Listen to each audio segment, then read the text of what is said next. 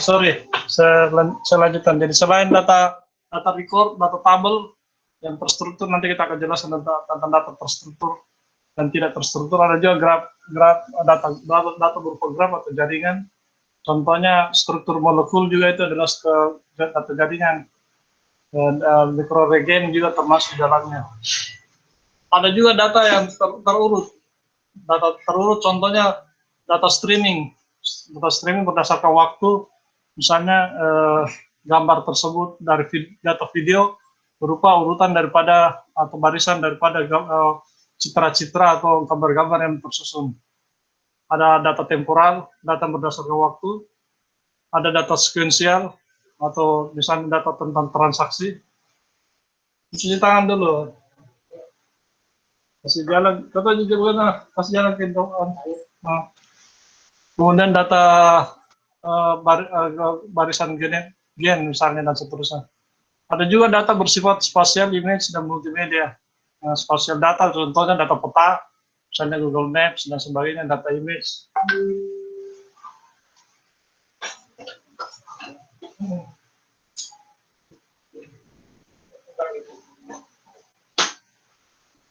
Data image dan data video dan sebagainya. Ini contoh di sini adalah contoh data dari database. Ini contohnya. Ini contoh dari data transaksi misalnya. Dan juga disimpan dari database, tapi informasinya tidak terlalu terstruktur. Kalau ini terstruktur dengan baik, ini tidak terstruktur dengan baik. Beberapa karakteristik yang penting dari data terstruktur itu, pertama tentang dimensionality, dimensinya itu gitu jelas bahwa dia punya ukuran tertentu. Kemudian sparsity kemudian keberagaman datanya yang ada di dalam data tersebut biasanya muncul hanya dapat dihitung dan sebagainya. Resolusi maksudnya skalabilitasnya, skala datanya, polanya tergantung pada skalanya. Distribusi misalnya dia nilai pusatnya bagaimana dan menyebarnya data tersebut itu bagaimana, frekuensinya bagaimana, dan penyebaran datanya itu bagaimana. Ada istilah disebut objek data atau data objek. Jadi data set itu dibuat dari data objek. Data objek itu merepresentasikan entitas. Contohnya database sales itu terdiri dari customer, store items, barang yang dijual, dan sales. Medical database, contoh database ke medis, contohnya pasien, perlakuan atau perawatan. Data universitas misalnya data ini menyatakan ini ya. Ini customer, stores, items, sales itu menyatakan atribut ya. Patient treatments menyatakan atribut juga, sedangkan objeknya itu adalah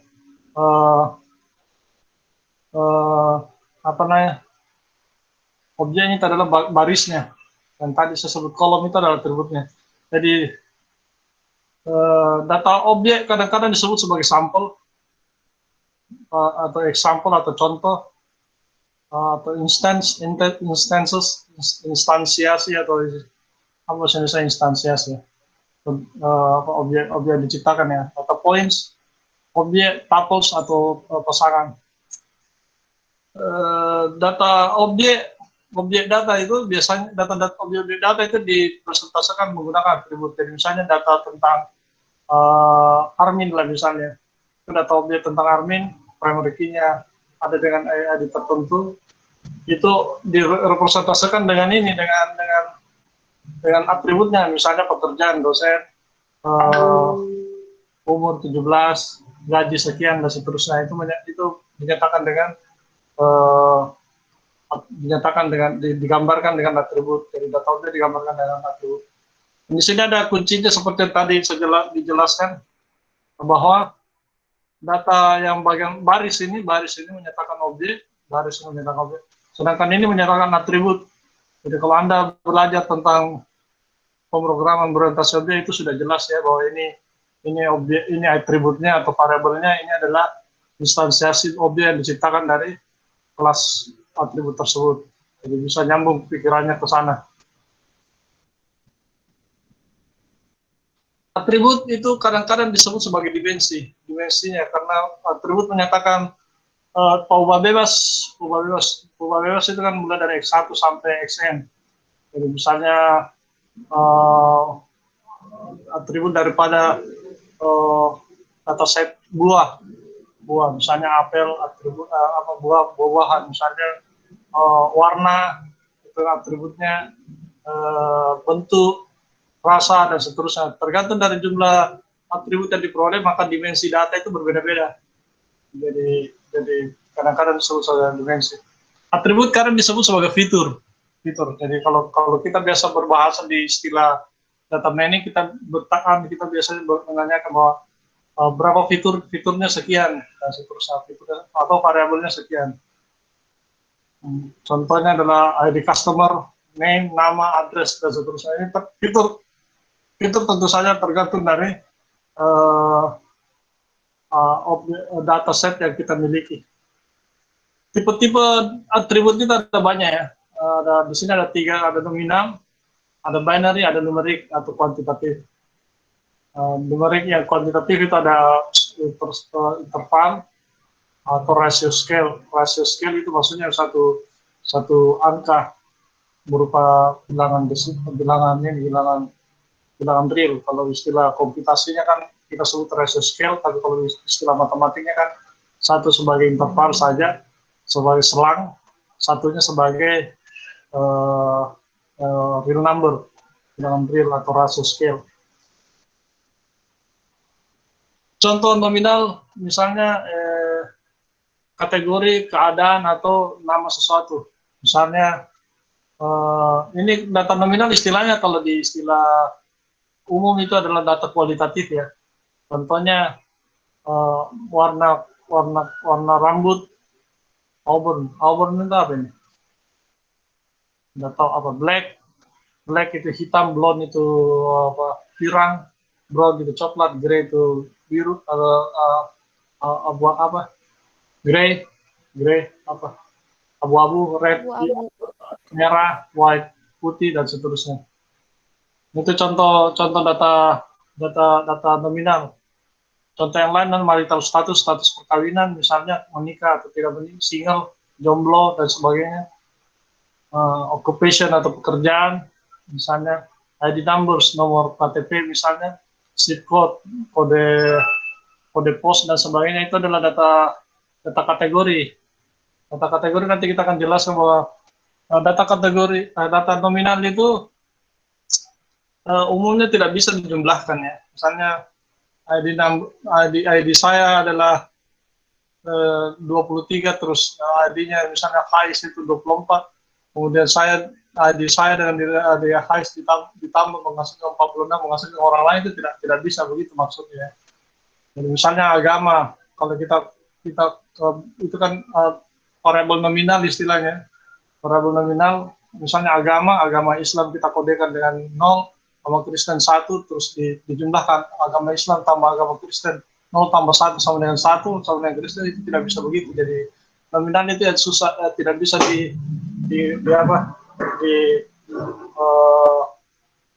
dilakukan operasi aljabar di dalamnya. Nah, dia sifatnya kategorik. Nah, itu biasanya di analisis statistik yang menggunakan seperti ini disebut analisis data kategorik, karena perlakuan datanya kualitatif yang tidak bisa yang cuma bisa mencirikan daripada data tersebut. Ada data binary itu datanya ada 2, yaitu antara 0 dan 1. Jadi kalau nominal itu biasanya multi NRI, ada beberapa state daripada nilainya, sedangkan binary itu cuma ada 2. Ada data binary, tipe data binary yang simetrik, ada asimetrik. Asimetrik itu maksudnya bahwa hasil nilainya itu dua-duanya punya nilai yang sama-sama pentingnya, misalnya gender, jenis kelamin. Jenis kelamin misalnya 0 itu perempuan, 1 itu laki-laki, itu tidak bisa dijumlahkan seperti yang tadi saya sebutkan misalnya. Dan data asimetrik, binary asimetrik adalah data yang dua keadaan tetapi punya dapat dibandingkan. Jadi misalkan medical test, uji medis untuk COVID misalnya, satu positif, satu negatif, tentu saja kita berusaha negatif itu lebih berkurang menjadi positif dan seterusnya. Ada ya. Kemudian data yang lain, tipe data atribut yang lain itu adalah ordinal. Ordinal ini adalah tipe data yang punya urutan yang punya magnitude yang mulai dari terbaik sampai 1. Misalnya kenyamanan itu mulai dari sangat nyaman, nyaman, tidak nyaman, sangat tidak nyaman. Misalnya itu ada 5. Biasanya nilai ordinal itu selalu 3 bentuknya supaya ada ganjil, karena supaya nanti ada bisa ditentukan kelas yang jelas. Ini contohnya ukuran ada kecil, sedang, dan besar. Jadi ini ada 3. Biasanya skala-skala seperti ini ordinal itu yang urutannya dari kecil itu lebih kecil daripada sedang lebih kecil daripada besar. Jadi dia punya ordinal, sifatnya berurutan, punya ranking seperti itu. Ini tipe data ini. Sedangkan tipe data atribut numerik kita ada 2 jenis. Yang pertama interval dan kedua itu rasio. Bilangan tipe data numerik tentu saja dan tipe data kuantitatif, apakah dia integer atau bernilai real. Biasanya itu ada 2, satu nilai yang diukur berdasarkan skala interval yang punya skala yang sama, misalnya A, B, C, dan C. Kemudian ada data rasio, yaitu yang mempunyai nilai desimal atau inherent zero point, seperti itu. Jadi ini interval satu berupa data berupa satu titik. Biasanya yang banyak digunakan adalah data rasio dibanding interval. Kemudian atribut ada diskrit, ada continue. Kalau datanya itu berupa data yang countable, yang dapat dihitung secara tambah hingga atau dihitung misalnya 1, 2, 3 dan seterusnya, maka data tersebut disebut diskrit. Sedangkan kalau misalnya datanya itu berupa pecahan yang terdiri dari beberapa bagian-bagian yang saling berhubungan, itu disebut data kontinu. Pendeknya bahwa data atribut diskrit itu jika nilainya dipresentasikan sebagai bilangan asli, misalnya bilangan integer variable. Sedangkan bilangan kontinu itu juga dinyatakan dalam bentuk bilangan real atau bilangan yang selain daripada bilangan bulat, ya, seperti itu. Satu diskrit, satu kontinu. Satu masih ingat ya, di matematika dasar, kalau misalnya ruang pembicaraan itu adalah bilangan asli, maka grafiknya itu berupa titik-titik. Sedangkan kalau dia bilangan real, grafiknya itu berupa garis, berupa kurva, karena banyak sekali titik dalam sehingga membentuk garis. Sedangkan diskrit itu ya itu ini. Kalau di matematik diskrit kita pakai simbol sigma, sedangkan di atribut kontinu itu kita menggunakan integral, ya. Jadi kita masih bisa ingat bedakan antara kapan digunakan sigma, kapan digunakan integral. Kamu tahu nggak?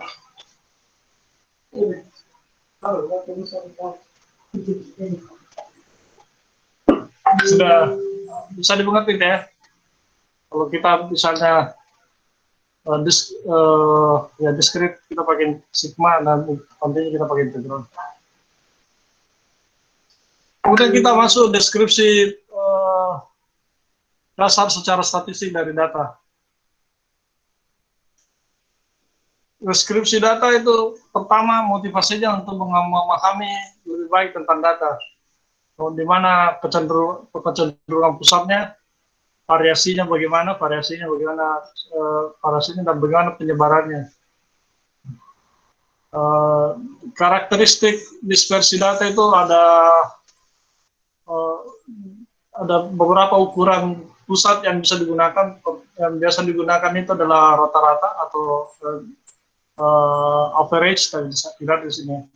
Ada median, ada max, median max, ada median minimum, ada quantiles, atau ada outliers, variansi dan sebagainya. Ini menyatakan dispersi data. Dispersi data itu tergantung dari jenis-jenisnya. Dimensi numerik itu berhubungan dengan interval. Jadi misalnya data itu kadang-kadang kalau kita katakan data sebuah kelas misalnya tingginya adalah rata-rata 170, kita tidak bisa katakan bahwa seluruh siswa mahasiswa dalam kelas tersebut rata-rata tingginya 170, gambarannya setara dengan 170, tetapi boleh jadi rata-ratanya 170 tingginya, tetapi ada yang tingginya 200 cm, 2 meter, ada yang tingginya 150 misalnya, dan seterusnya. Jadi tergantung dari ukurannya itu, belum satu ukuran pusat biasanya belum tentu menentukan dispersi daripada karakteristik data. Jadi biasanya dua yang menjadi patokan kita adalah rata-rata dan juga standar deviasi atau variasi daripada data tersebut atau sigmanya. Jadi bisa jadi misalnya kalau kita katakan tinggi dalam satu kelas itu 170 dan dengan variasi sekitar atau sebaran sekitar 5 cm, ya berarti kemungkinan yang banyak siswanya ya 170, tapi yang paling tinggi itu mungkin sekitar 175. Tapi kalau umpamanya variasinya sekitar 15, berarti ya 185, ada yang boleh jadi ada satu mahasiswa 185 dan ada satu mahasiswa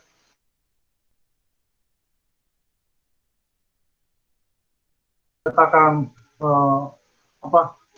jarak horizontal terhadap titik pusatnya kan rata-rata misalnya kita gunakan. Sedangkan jaraknya itu ke kiri ke kanan itu 15 misalnya, jadi 170 ditambah 15 185, 170 dikurang 15 itu 155 ya. Jadi 155 paling rendah nilainya dan seterusnya. Tetapi itu belum tentu juga itu. Kalau misalnya distribusinya agak pemanjang juga dan sebagainya, itu boleh jadi dispersi data agak berbeda. Jadi ukuran pusat biasanya bukan cuma satu digunakan, tetapi ada beberapa ukuran pusat yang lain. Ini contoh beberapa ukuran kecenderungan pusat daripada yang saya maksud tadi. Yang pertama itu rata-rata. Ini bisa bedakan antara X bar dengan min ya. Saya mau tanya dulu satu orang.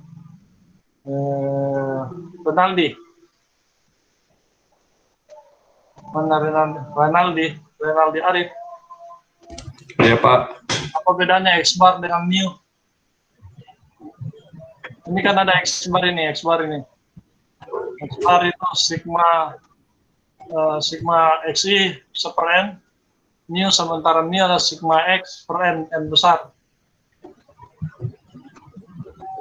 Ingat ya? Oke, saya jelaskan ya. Di sini ada disebut dengan sampel, ada disebut dengan populasi.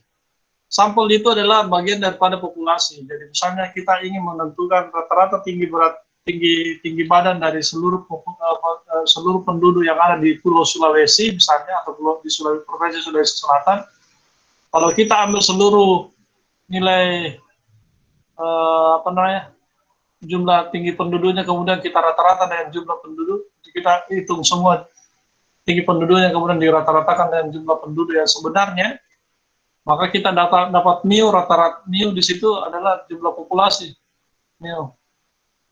Mu. Kalau kita katakan mu itu berarti parameternya rata-rata tersebut atau nilai sebenarnya daripada rata-rata tersebut. Sedangkan X bar ini adalah jumlah sampel. Sampel itu jika misalnya kita tidak punya dana, tidak cukup dana untuk menyatakan mengambil jumlah populasi dari seluruh penduduk yang ada di Sulawesi Selatan, kita cuma ambil beberapa sampel saja, misalnya secara proporsional, misalnya 100 karena jumlah penduduk di Makassar itu banyak, kita ambil sampel 100 orang dari sekitar 1 juta yang ada penduduk di Makassar.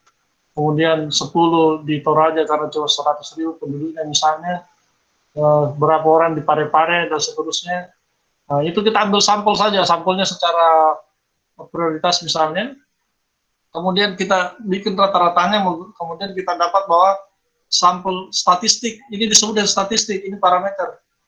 Statistik daripada rata-rata sampel tersebut adalah misalnya sekian sentimeter. Dan harapan kita itu X bar itu mendekati daripada mu. Seperti itu, X bar mendekati pada mu. Metode statistik umumnya itu yang misalnya metode-metode uji hipotesis itu kita akan uji bahwa pengambilan sampel tersebut, hipotesis kita benar itu bahwa jika X bar itu sama dengan mu dengan signifikansi atau peluang nilai peluangnya sekian persen. Seperti itu.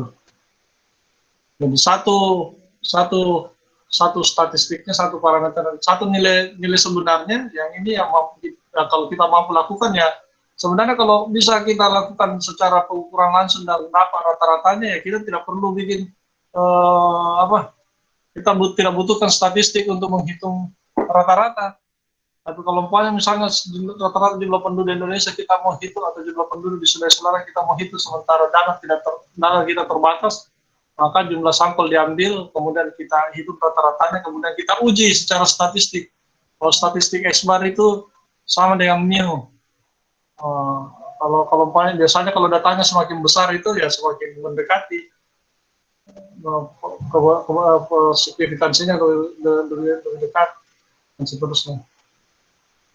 Ada juga data dengan menggunakan bobot. Jika kita ingin melakukan perlakuan misalnya terhadap sebuah atribut, ini X kan atribut sebenarnya. Atribut misalnya kita berikan bobot seperti ini supaya nilainya seimbang, misalnya supaya nilainya ini, maka kita peroleh data berbobot atau trimit data, trimit mean, rata-rata berbobot dan seterusnya. Ada disebut dengan median. Median adalah nilai tengah. Ini rumusnya nilai tengah. Ada disebut mode itu modus, atau modus adalah nilai yang paling sering muncul. Nilai paling sering muncul. Kapan digunakan median, kapan digunakan modus, dan kapan digunakan rata-rata itu ini sangat sering. Yang paling sering sekali digunakan itu adalah ukuran pusat adalah rata-rata. Sedangkan median itu ditentukan untuk menentukan nilai tengah. Jika mau menyelidiki apakah data tersebut pencilan atau terjadi salah pengukuran atau tidak. Modus juga itu biasanya kita lihat bahwa ukuran data tersebut homogen atau tidak homogen. Seperti itu. Ini contoh kecondongan daripada suatu data. Jika datanya itu median, mean dengan mode-nya itu sama, maka dia akan berbentuk seperti ini. Nah, ini yang disebut dengan data standar baku, standar normal. Kalau jarak nilainya itu dari 0, jika rata-ratanya di sini 0, kita buat 0, dan sigmanya itu 1, maka kita sebut sebagai standar baku, normal baku ya, normal baku. Yang menjadi patokan biasanya kalau nilai metode statistik itu diarahkan ke mu-nya dikonfirmasi ke 0 karena supaya lebih gampang melihat signifikansi peluang untuk menentukan hipotesis itu benar atau tidak. Tapi secara data mining nanti metode tersebut kita tidak gunakan ya, kita tidak manfaatkan karena kalau jumlah datanya besar maka data tersebut selalu selalu ini hipotesis selalu diterima karena polanya itu selalu mendekati daripada min sound yang minus sound yang mod seperti itu.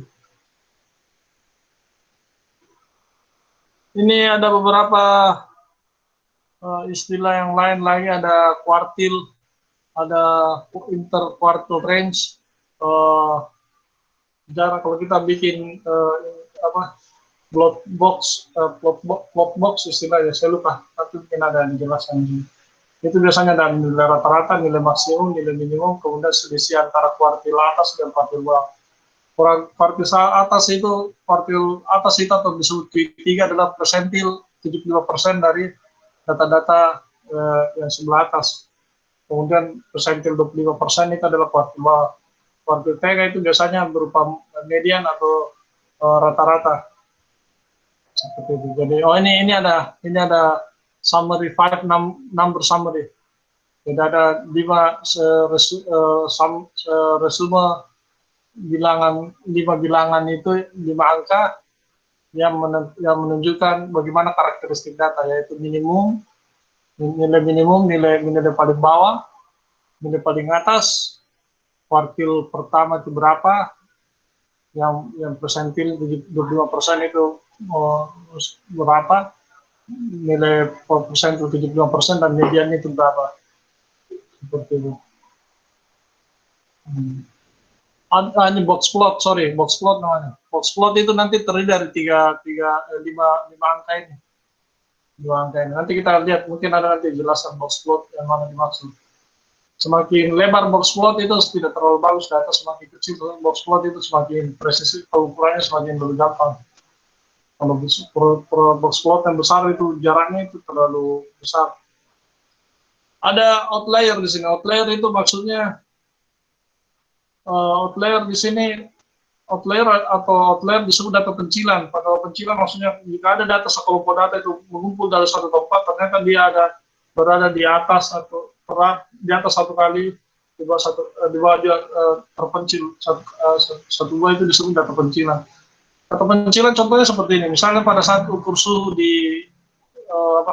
masuk di mall, misalnya di mall Panakukang lah, atau di mana kayak yang biasa diukur suhunya itu, kalau untuk ukur suhu COVID ya, diukur suhu 36, 36,5, 37 dan seterusnya. Pada saat diukur alatnya rusak, misalnya ada tertulis 41 suhunya, ada suhunya 32, itu disebut data pencilan karena ada kesalahan pengukuran, biasanya terjadi kesalahan pengukuran. Ada rumusnya itu biasanya digunakan seperti ini. 1,5 dari selisih rentang range antara kuartil itu, maka itu disebut data pencilan. Paling sederhana jika nilai minimum terlalu ini kan biasanya nilai data pencilan itu nilai minimum dan nilai maksimum ya. Nilai minimumnya misalnya 1 kali IQR itu jauh sekali di bawah, lebih kecil, sama dengan 1,5 1,5 kali daripada rentang berkumpulnya data, maka disebut dengan data outlier. Terus ada juga disebut dengan variansi. Variansi itu sebaran data. Jadi kalau Anda perhatikan ini, rumusnya kan sederhana nih, XI dikurang X rata-rata. X rata-rata itu, anggaplah misalnya kita kasih tegak seperti ini. X dikurangi dengan X itu berarti selisihnya terhadap garis rata-rata. Kalau pokoknya misalnya semakin besar terus ini dikuadratkan. Kenapa dikuadratkan? Supaya kita dapat nilai positif. Ya toh? Ini kuadratkan ini kan selisih nih, selisihnya dikuadratkan. Jadi ada satu tongkat tegak di situ, kemudian nanti di selisih-selisihnya. Kalau pokoknya data tersebut selisihnya jauh dari rata-rata, kan berarti tersebar jauh dia itu data tersebut. Kalau selisihnya kecil berarti mendekati nilai rata-rata, seperti data tersebut mendekati mirip-mirip semua. Jadi kalau misalnya selisihnya besar, maka data tersebut menyebar istilahnya. Kalau banyak selisihnya kecil, mengecil ya. Ini kalau Anda perhatikan selisih dari rata-ratanya dibagi selisih daripada jumlah selisih dari rata-ratanya dibagi dengan jumlah data, berarti rata-rata daripada selisih. Ini yang kurang satu, satunya itu menyatakan terang kurang satu karena satunya itu diambil dari X bar itu. Ini statistiknya kalau kita pakai sampel, sedangkan ini adalah parameternya jika kita menggunakan populasi. Ini nilai sebenarnya, jadi selalu diupayakan sama. Sedangkan standar deviasi itu adalah akar daripada sigma kuadrat. Biasanya nilainya untuk mendapatkan sebaran pastinya kita pakai S kuadrat. S kuadrat, kalau kita sebut S kuadrat itu lebih variasinya, sedangkan S itu adalah standar deviasinya. Ini yang dimaksud dengan box plot tadi. Jika kalau Anda perhatikan ini ada banyak jenis, ini kelihatan seperti ini, misalnya selisihnya ini 1,5 kali, ternyata 6,9, ternyata itu sama lebih besar daripada 1,5 dikali selisih antara 5,1 dan 1,5, maka nilai ini disebut pencilan. Kalau tidak ya tidak. Dan dari sini kan kelihatan bahwa semakin gemuk begini, pendek begini, terus pendek aja di sini, berarti semakin bagus itu rata-ratanya data tersebut, semakin cara pengukurannya akurasinya bagus. Kalau umpamanya lebar seperti ini, akurasinya terlalu besar seperti ini misalnya. Padahal kalau maksimum minimumnya tinggi sekali seperti itu. Jadi ini di sini rata-ratanya nilai minimum itu ternyata jauh 1,55, sedangkan nilai kuartil atasnya itu 5,1, nilai maksimum itu 6,9, nilai minimumnya ke 1,0 seperti itu. Dan ini kita bisa lihat bahwa karena rata-ratanya 4,3, bahwa nilai-nilai yang kecil seperti ini lebih sedikit dibanding yang besar karena dia dekat daripada rata-rata seperti itu. Karena kalau rata-rata dijumlahkan itu kan kalau dia mendekat ke atas berarti jumlah mayoritas itu lebih banyak ke atas dan seterusnya. Ini visualisasi dispersi data ini kelihatan bisa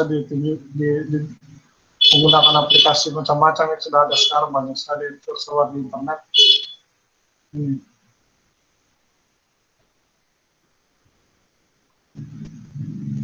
Ini sifat daripada kurva distribusi normal.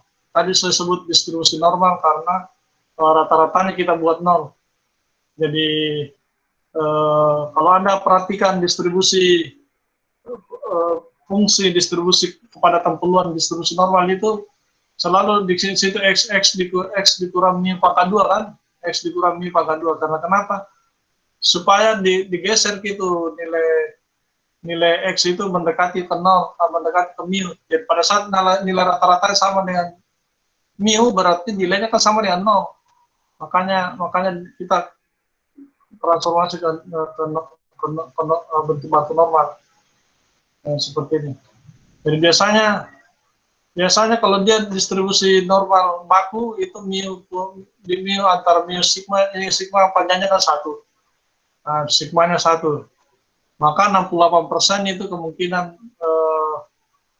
hipotesis itu benar. Kalau dia plus 2 semakin rentan besar jaraknya, 95% dia ini ya benar. Sedangkan kalau plus 3 itu 99,7% atau 0,0003 kepercayaannya itu signifikansinya seperti itu. Ini ada beberapa deskripsi secara statistik dasar menggunakan grafik. Pertama tadi box plot sudah dijelaskan tadi, ada nilai max min, kemudian persentil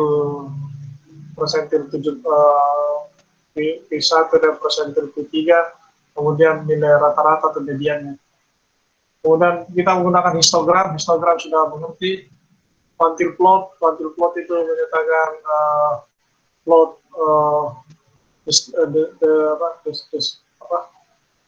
eh, aproksimasinya berapa dan seterusnya, PV plot, scatter plot dan seterusnya. Itu yang ada dijelaskan nanti sini. Ini histogram analisis. Analisis histogram itu kan biasa ini kapan diketahui ya. Misalnya kita ingin menentukan dengan mudah yang mana banyak frekuensinya ya ini. Misalnya yang biru ini yang 2.200-an ya, itu ada sekitar 35, jadi kita bisa membaca dari sini berdasarkan histogram. Histogram biasanya lebih menarik disampaikan dibanding box plot, karena box plot itu kadang-kadang kita tidak bisa melihat berapa frekuensi yang ada terjadi, sementara di box plot itu. Kalau kita mau lihat sebaran data itu bagusnya lewat box plot, yang mana data tersebut yang wajar dan tidak wajar dan seterusnya.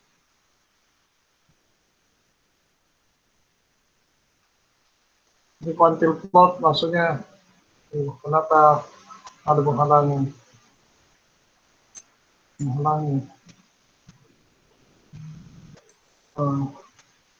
Ini sebenarnya quantile plot itu adalah nilai akumulatif, frekuensi akumulatifnya, misalnya 25% frekuensi value-nya itu ada nilainya sekitar, jumlahnya akumulasi sekitar $60 dan seterusnya. Ada juga yang disebut dengan QQ plot. Nah, begini lama sekali.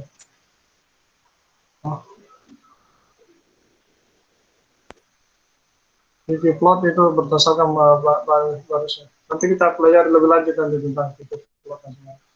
Scatter plot itu menyatakan pasangan daripada dua variabel, bagaimana hubungannya dengan hubungannya. Sebarannya, maksudnya sebarannya. Kalau ini kan kelihatan sebarannya bahwa antara price dengan item yang terjual itu berbentuk ini berupa kuadratik, polinomial kuadratik, polinomial derajat 2. Jadi bisa berdasarkan deskripsi data itu kita bisa buat analisis awal secara alami bahwa seperti ini model datanya, Pak. Betul. Ini data korelasi. Jadi ada dua model, ada ada 3 model korelasi. Pertama korelasi positif, ini korelasi positif. Maksudnya itu seiring bertambahnya X, nilai Y juga bertambah. Jadi misalnya korelasi positif, misalnya contohnya misalnya jumlah makanan, jumlah nasi, jumlah piring yang dimakan dengan berat badan. Nah, misalnya begitu. Semakin banyak nasi dimakan, makin banyak jumlah piring yang dimakan, berarti berat badannya juga besar itu orang, itu kan berkorelasi positif istilahnya kalau secara data. Sedangkan misalnya korelasi negatif itu misalnya saling bertentangan, misalnya semakin banyak lari maka semakin kurus orangnya, no? Semakin banyak lari, semakin banyak jauh jaraknya lari, maka berat badannya makin kurus misalnya. Itu korelasi negatif. Sedangkan misalnya tidak punya korelasi,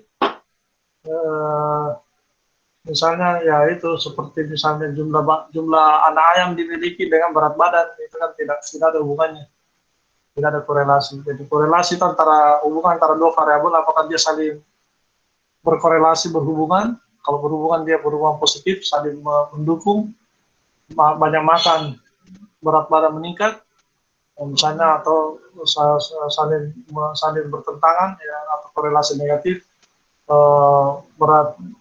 banyak lari, berat badan menurun. Jadi jumlah, atau tidak punya korelasi, misalnya jumlah anak ayam dengan berat badan, itu kan tidak ada hubungannya antara berat badan dengan jumlah anak ayam yang dipelihara. seperti itu contohnya. Meskipun kelihatan tidak masalah. Kenapa lagi? Berat komputer saya. Ini contoh data tidak berkorelasi. Contohnya data tidak berkorelasi seperti ini. Ini tidak ditahu bagaimana hubungannya. Kalau ini dia tidak berkorelasi karena kenapa? Anggaplah X, ini Y. Ini berapapun X, Y-nya tetap aja nih nilainya. Y-nya misalnya sekitar 5 terus, ini berapapun X, 1, 2, 3, 1000, dan seterusnya. Tetap aja di sini X-nya konstan. Makanya dia tidak berkorelasi karena nilai Y-nya itu konstan. Sama jadi ini nilai Y-nya itu konstan, nilai X-nya konstan, berapapun Y-nya, X-nya nilai tetap. Seperti itu. Nah, kalau ini kita tidak tahu hubungannya bagaimana karena tidak ada pola yang dibentuk. Beda dengan sebelumnya tadi, ini ada polanya positif, negatif, terus ini ada berkorelasi yang antara positif negatif. Ini perlu ditransformasi nih, kita bisa transformasi nilainya, kemudian kita dapat apakah dia positif atau negatif. Sedangkan ini kita tidak lihat ada korelasi di antara. Visualisasi data, mau ngambil habis nih. Semangat, baru slide 27, dari 60.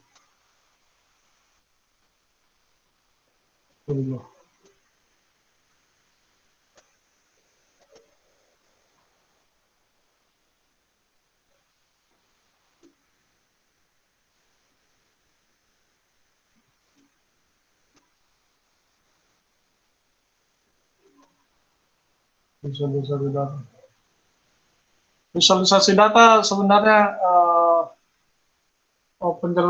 itu diperoleh dari beberapa aplikasi, tergantung dari kebutuhan kita pada visualisasi data itu beragam. Biasanya nanti akan ada diskusi dulu bahwa visualisasi data benar itu dilakukan seperti misalnya scatter plot atau menggunakan box plot atau menggunakan visualisasi landscape seperti ini, seperti kontur. Ini kan, kalau ini kan dipakai untuk menentukan kontur daripada permukaan daripada sebuah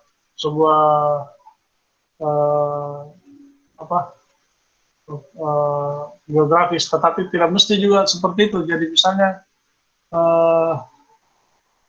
data tentang menyangkut tentang yang lain itu yang mana mencapai puncak dan sebagainya itu bisa ditentukan menggunakan data kontur dan landscape, dan juga data ini 3 dimensinya, sedangkan 2 dimensinya seperti ini bentuknya.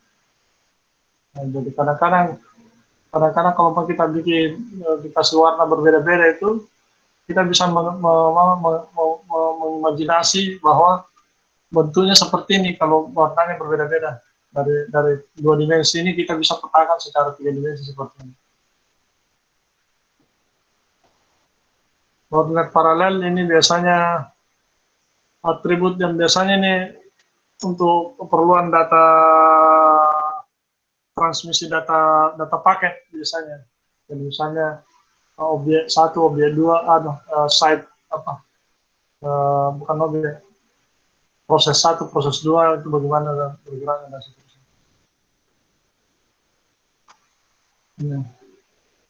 Visualisasi data tergantung dari kebutuhan. Jadi ada juga menggunakan Carter Guide Statistics.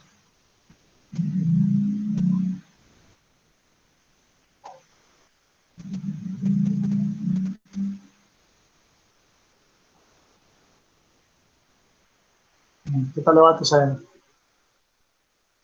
Ini belum pernah saya dapat ini.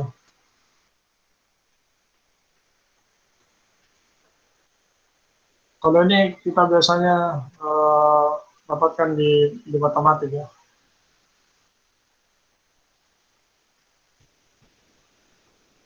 Ini kota kenapa disebut tree map ini? Tree map ini karena bentuknya sebenarnya dia berbentuk pohon ini. Misalnya maksudnya bentuk begini. Tree map di sini ini data seluruhnya adalah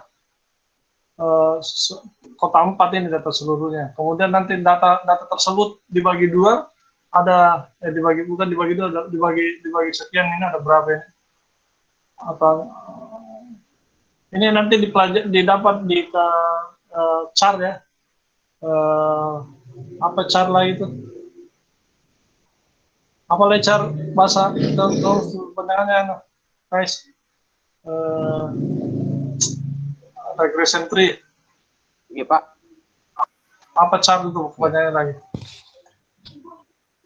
Char, saya lupa ya. Char. Ada klasifikasinya apa C itu, saya lupa. CN regression tree itu biasanya digunakan untuk model untuk klasifikasi. Jadi biasanya itu data itu dibagi dua dulu, jadi misalnya dibagi dua, misalnya di sini dibagi dua.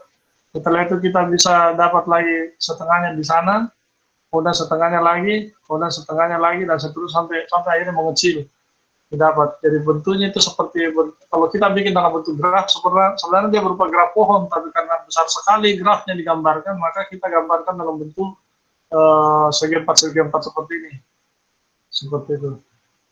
Nah, biasanya digunakan untuk mengklasifikasi, ada metode char itu, char, saya lupa apa kepanjangannya, nanti kita akan dapat itu char, regression tree istilahnya, yang menggunakan teknik regression tree. Classification and tree. Oh, classification tree, ya. Regression tree Pak. Itu char metodenya seperti ini.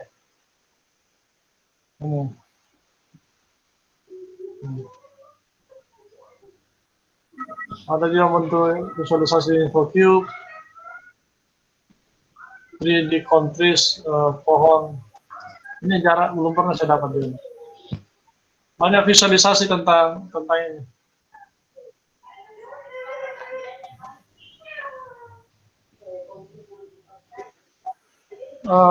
Kesamaan similaritas data biasanya itu menggunakan data disebut mirip itu jika ukurannya itu satu sama lain, jaraknya tidak terlalu jauh. Biasanya similaritas itu diukur menggunakan rumus jarak. Banyak sekali rumus jarak. Ada rumus jarak menggunakan Euclid ya secara umum. Euclid kan itu secara produk Cartesian, akar daripada selisih kuadratnya. Kenapa selisih kuadrat ya? Karena itu kenapa selisihnya kemudian dikuadrat? Karena supaya jaraknya dapat positif. Tidak, karena jarak tidak ada negatif kan. Jadi misalnya jaraknya dari 2 meter menjadi 4 meter ya selisihnya kan 2. Kalau kita mau 4 kurang 2, 2 kurang 4, kalau dikuadratkan ya tetap positif, kemudian diakarkan itu kan. Jadi makanya nih. Cara Euclid itu berdasarkan dimensinya, jadi kita tinggal sigma saja dari kuadratnya, kemudian diakarkan. Selain jarak Euclid itu ada jarak-jarak yang lain juga. Kalau kita mau normalisasi itu kita bagi dengan itu biasanya kalau kita bikin range-nya dari 0 sampai 1 supaya lebih mudah, supaya gampang diolah, itu kita dengan mudah kita bisa lakukan dengan cara membagi dengan jumlah jarak yang ada. Misalnya jarak dari 0 sampai 10, ya kita 1/10 saja, ya itu kita dapat rentang dari 0 sampai 1. Kalau jaraknya dari 0 sampai 500 misalnya, ya kita 1/500 kan daripada semua jarak yang ada di perolehan, pasti jaraknya antara 0 sampai 1. Jarak yang mendekati 1 itu jika ada 2 data jarak yang mendekati 1 kita sebut similar. Jika jaraknya mendekati 0 kita sebut dengan data yang berbeda jauh. Seperti itu. Ada proximity atau pendekatan itu biasanya menuju kepada similaritas atau tidak similar.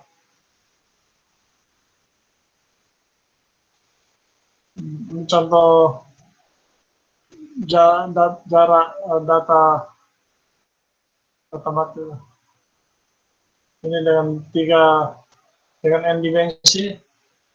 Ini atributnya ada p atribut dan jumlah data n.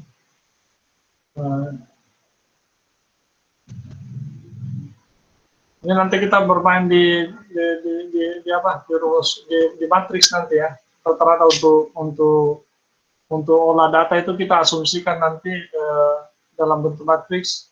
Kemudian nanti kita biasanya menggunakan konsep-konsep aljabar linear itu kita bisa dapat bagaimana mencari apa namanya informasi yang ada di dalam tersebut. Jadi misalnya mencari jaraknya ya kita tinggal isikan nilai apa kita cari rata-rata kemudian kita kurangi ukuran pusatnya dan dikuadratkan kemudian kita lihat di situ apakah nilainya 0 atau 1. Nanti untuk mencari komponen-komponen daripada penentu variabel itu ya banyak sekali metodenya. Salah satu metode adalah PCA dan SVD. SVD itu adalah nilai eigen, nilai dekomposisi matriks berdasarkan nilai eigen. Sedangkan PCA itu adalah nilai dekomposisi matriks berdasarkan diagonal matriks tersebut, pola matriks segitiga bawah dan segitiga atas. Nanti kita akan lakukan. Ini ada banyak sekali rumus-rumus jarak. Kita lewati saja ini. Ini rumus jarak itu bermacam-macam. Kadang-kadang bisa kita gunakan juga ini operasi-operasi dalam logika matematika seperti operasi SOR, operasi OR dan sebagainya. Satu mahasiswa kita itu si Yulinar itu dia mencari similaritas kesamaan dua senyawa kimia itu dari protein itu kalau menggunakan jarak Tanimoto dia bikin pola, kemudian polanya itu di ini kita bikin yang baru karena fingerprint daripada senyawa itu berbentuk 1 dan 0, maka kenapa tidak gunakan operasi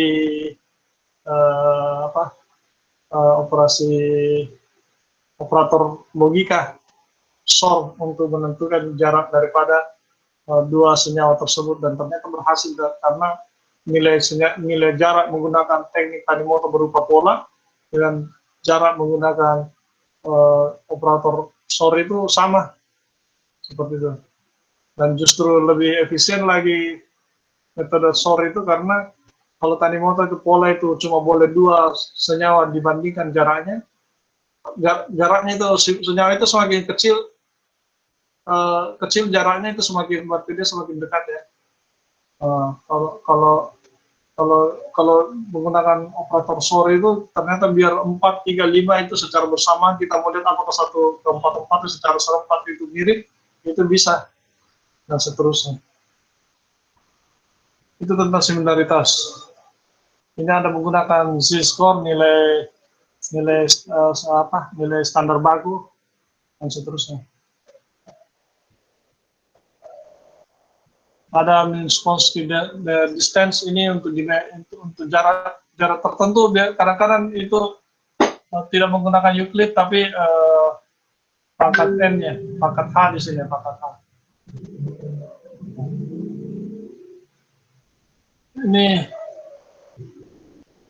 beberapa informasi tentang jarak, nanti ini sudah dijelaskan ya. Kalau banyak jarak itu pasti nilainya selalu positif. Tidak ada jarak negatif ya, selalu positif. Kalau jarak DI ke J, jarak I ke J dan jarak J ke I itu sama, berarti dia simetris dan hampir nyaris sama semua jaraknya antara I ke J dan J ke I. Itu kalau mau dilihat secara matematik itu cukup dilihat matrisnya. Kalau matriks itu simetris maka jaraknya pasti simetris. Kemudian jarak itu berlaku sifat ketidaksamaan segitiga, bahwa jarak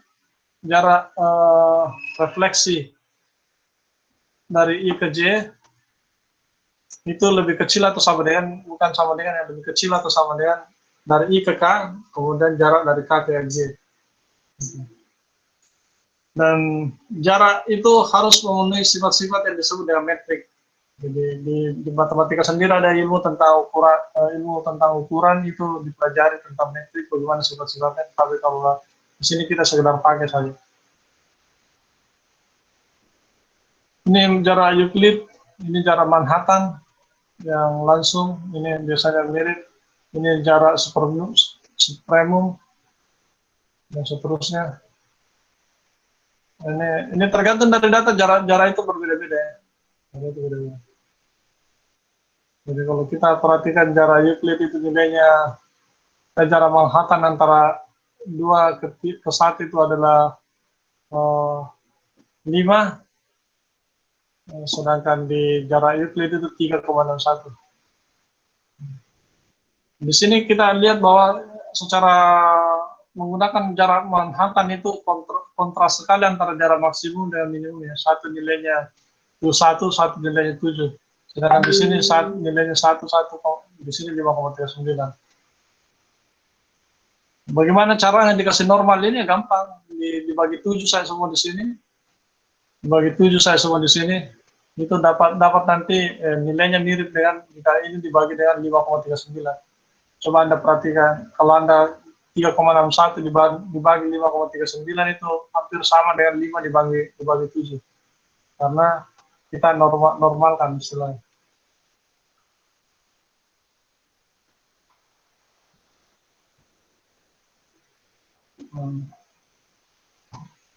Nanti lain terlalu tinggi nih. Cosine singularitasnya terlalu.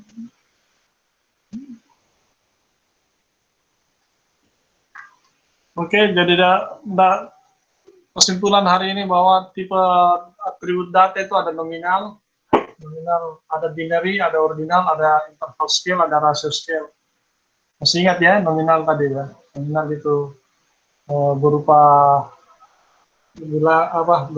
data kualitatif yang tidak bisa dibandingkan, misalnya jenis kelamin, dan seterusnya. Binary, data biner, yang pada ada 2 jenis, ada data yang bisa dibandingkan dan bisa dibandingkan, ada data ordinal, data berurutan, ada interval, ada rasio, ada banyak dataset, jenis-jenis dataset, ada numerik, ada teks, graf, web, dan sebagainya, dan seterusnya. Mungkin seperti itu hari ini. Minggu depan kita masuk ke masalah bagaimana preprocessing data. Yang jelas hari ini tentang bagaimana mengenali data dan visualisasinya. Dan ada banyak sekali materi tentang data, visualisasi data, dan itu tergantung dari kebutuhan visualisasinya berbeda-beda. Oke? Ada pertanyaan? Saya persilakan kalau ada pertanyaan. Ada pertanyaan? Ini 41 orang. Ada pertanyaan? Tidak ada? Saya Pak. Saya Pak. Ardi, minggu lalu tidak hadir ya Ardi ya? Iya, minggu lalu ini Pak, saya lupa ternyata kuliah perdana itu tanggal 18, saya kira tanggal 19. Alasan tidak diterima. Yeah. Oke, lanjut. Bukan pertanyaan sih Pak, cuman mungkin kalau bisa nanti filenya dikirim Pak di WhatsApp grup biar kami bisa pelajari lebih mendalam lagi Pak. Oke, siap. Itu, iya Pak, terima kasih. Ada lagi yang lain? Tidak ada. Kalau tidak ada yang lain, kita cukup sampai di sini. Saya dari tadi pagi di webinar berceloteh. Setelah itu jam 1 tadi meeting berceloteh, baru selesai jam 3. Jadi lagi dicat. Oke. Jadi kenapa Fuad tidak ada dua online-nya? Terlalu kaya Fuad ya, banyak sekali tempatnya online. Tidak aktif.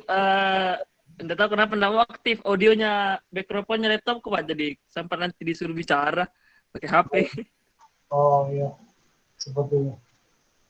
Oke, sekarang silakan absen, sudah di absen dapat daftar hadirnya buat bikin. Iya Pak, sudah Pak. Oke, silakan absen, nanti saya lihat dari sana daftar hadirnya.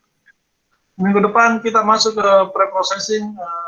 Minggu depan saya coba diskusi dulu sama Faiz sama Fitra untuk materi praktikum. Jadi nanti kombinasinya adalah kasih di teorinya dulu, kemudian ada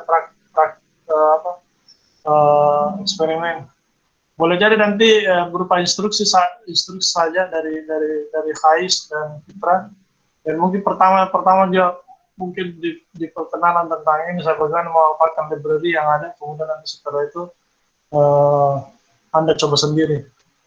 Nanti modelnya berupa laporan ya. Hari ini belum ada laporannya, minggu depan baru ada laporannya. Oke, Pak. Oh, oke.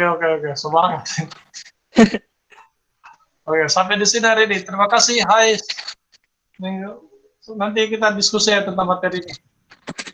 Iya Pak. Ada Fitra kan? Ada Fitra. Iya Pak, bermasalah laptopnya Fitra Pak. Oh, gitu. Iya. Orangnya memang bermasalah selalu. Iya. Oke. Kau Fuad masih bermasalah juga kan? Si Gondrong, kalau Gondrong itu bermasalah orangnya. Tidak, Pak. Oke, mungkin sudah sampai di sini hari ini. Terima kasih atas kehadirannya. Jangan lupa Fuad kirimkan ke saya nanti lewat WhatsApp ini daftar hadir yang sudah hadir yang hadir hari ini. Saya cukupkan hari ini. Assalamualaikum warahmatullahi wabarakatuh. Waalaikumsalam. Wow.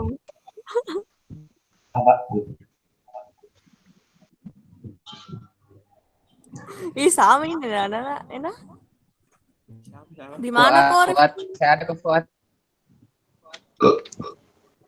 Astaga.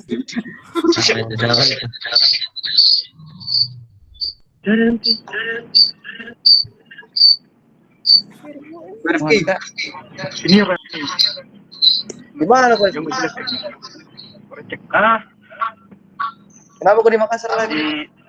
di Laos nih, saudara. Anu, Bilang mau ke Banjar. ada tadi lu dengar klakson dia nih, Parmin. Hah?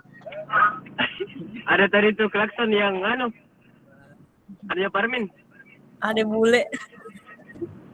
Udah mendengar kan kayak klakson begitu? Nggak. Airot, saya mendengar. Masih. Ada klakson tuh. Jadi kita pergi tadi tuh klakson di rumahnya. Apa mau bikin itu? Kita mau lihat. Belajar. Mau cari cewek ulil. Halo Inun. Halo semuanya. Wait, Jamet. Jangan begitu, Jamet. Ngapain belum? Jamet nanti di sana ke Parmin. Kapan kau pulang? Apa? Kapan kau pulang? 2 hari yang lalu. Oh iya, mendak ke Makassar tuh, Max. Aku nak bikin di sana. Anu, biasa. Max. Cari cewek lagi. Bagaimana? Apa? Mobil? Ada sensasi baru, Kak Max? Oh, ada lagi yang baru nih. Apa? Ada lagi yang baru? Bukan yang lama tadi? Siapa yang lama? Itu yang siapa namanya? Julia, Gracie apa lah? Jessica, Griezmann.